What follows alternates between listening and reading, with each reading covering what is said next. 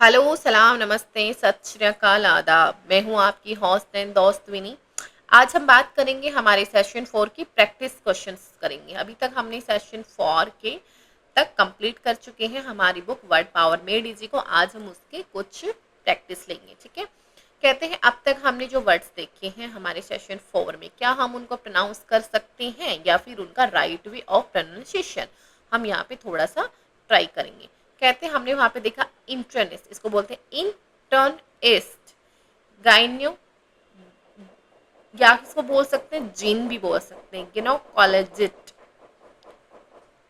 ऑब्स्टेरिशियन, paediatrician,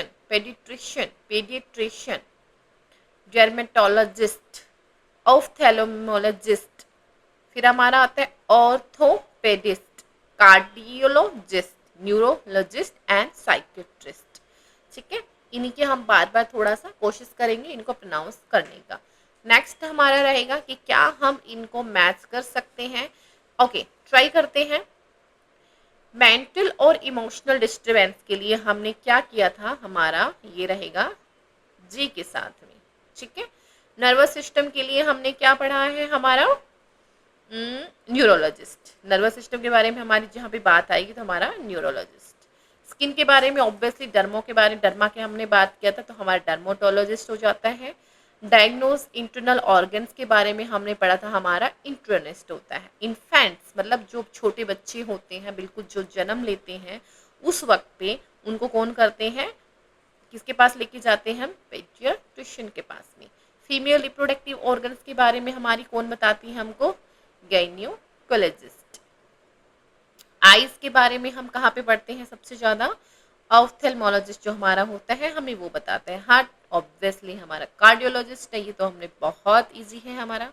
उसके बाद में प्रेगनेंसी एंड चाइल्ड बर्थ। देखिए, इनफेंट आफ्टर बर्थ बच्चे के हम लेके जाते हैं उसको पेडिट्रिशियन के पास में, लेकिन जब कोई लेडीज प्रेग्नेंट होती है और बर्थ होता है, बच्चे को जन्म देने वाली होती है, तब हम बात करते हैं ऑब्स्टेट्रिशियन के पास में। फिर आते हैं स्केलेटल सिस्टम के लिए, स्केलेटल के लिए ये पाले जाते हैं ऑर्थोपेडिस्ट के पास में। ओके, चलिए नेक्स्ट चले। आप यहाँ पे की भी देख सकते हैं, मैंने पूरा हमारे यहाँ पे की में मेंशन कर दिए हैं। ठीक है, चलिए नेक्स्ट ट्राई करेंगे। देखिए, मैंने इसमें ना आपको आंसर नहीं दिए हैं, वो इसलिए नहीं दिए हैं क्योंकि अगर आपको कोई भी प्रॉब्लम हो तो आप एक बार फिर से सेशन 4 को रिपीट कर सकते हैं, लेकिन आप ट्राई कीजिएगा। कुछ कुछ मैं हिंट के साथ में कुछ आपकी प्रैक्टिस करवा देती हूँ, उसके बाद आप कुछ खुद से ट्राई कीजिए। For a suspected brain disorder की जहाँ पे बात आ जाती है, मतलब आपके नर्व्स की बात हो रही है, मतलब आपका न्यूरोलॉजिस्ट होता है।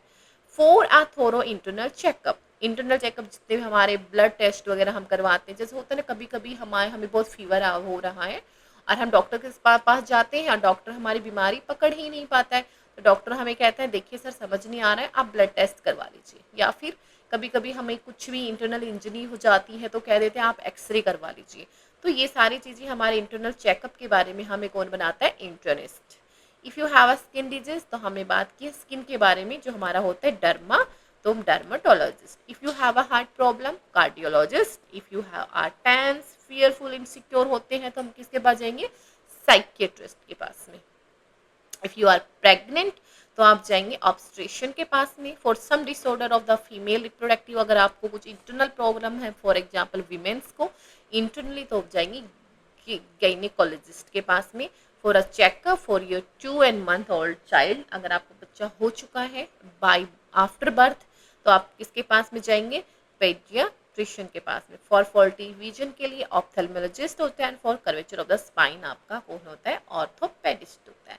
ठीक है, आप एक बार फिर से देख सकते हैं एंड यहाँ पे फिल कर सकते हैं। इसी के साथ में हमारा प्रैक्टिस सेशन यहाँ पे समाप्त होता है। अब हम मिलेंगे आपको सेशन 5 के साथ में, तब तक के लिए सही रहे, सलामत रहे और वर्ड पावर मेड इजी हमारी बुक के साथ बने रहिए अपनी वोकैब्स को स्ट्रॉन्ग करने के लिए। तब तक के लिए